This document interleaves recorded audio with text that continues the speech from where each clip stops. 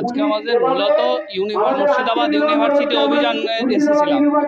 এই মুর্শিদাবাদ ইউনিভার্সিটিতে যা যা বিষয় দরকার, যেমন লাইব্রেরির সুব্যবস্থা নেই, মুর্শিদাবাদ ইউনিভার্সিটিতে স্থায়ী রেজিস্ট্রার নেই, মুর্শিদাবাদ ইউনিভার্সিটিতে দীর্ঘদিনের দাবি ছিল ভিসি, এতদিন হলো নিয়োগ করেছেন, তো 1 সপ্তাহ 2 সপ্তাহ আগে ভিসি নিয়োগ হয়েছে, কিন্তু এরপরেও দেখা যাচ্ছে মুর্শিদাবাদের বিভিন্ন সমস্যা। মুর্শিদাবাদ ইউনিভার্সিটির ছাত্রছাত্রীরা অভিযোগ করছে মুর্শিদাবাদ ইউনিভার্সিটিতে যে ছাত্রীদের বাথরুমের ব্যবস্থা জঘন্য।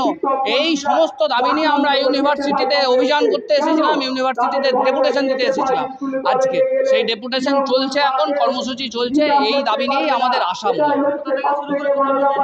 আমরা মূলত আমাদের জেলা দপ্তর থেকে শুরু করে এসএফআই এর জেলা দপ্তর থেকে শুরু করে সমবায়িকার মোড় হয়ে ডিআই অফিস হয়ে আমরা ঢুকলাম ইউনিভার্সিটি। হ্যাঁ, বিষয় হচ্ছে যে পুলিশ হয়তো আমাদেরকে অছাত্র গুন্ডা, তৃণমূলের মতো গুন্ডা ভেবেছে। আমরা বলতে চাইছি এখানে যারা উপস্থিত আছে তাদের মধ্যে অধিকাংশই মুর্শিদাবাদ ইউনিভার্সিটির ছাত্র, অধিকাংশই কলেজ ছাত্র, তাদের উপরে পুলিশ নির্বিচার করছে। এর প্রতিবাদে আমরা এখানে অবস্থান করছি, ডেপুটেশন দেব, তারপরে বাড়ি ফিরব। আমার নাম প্রীতম রুজ, সম্পাদক এসএফআই মুর্শিদাবাদ জেলা কমিটি।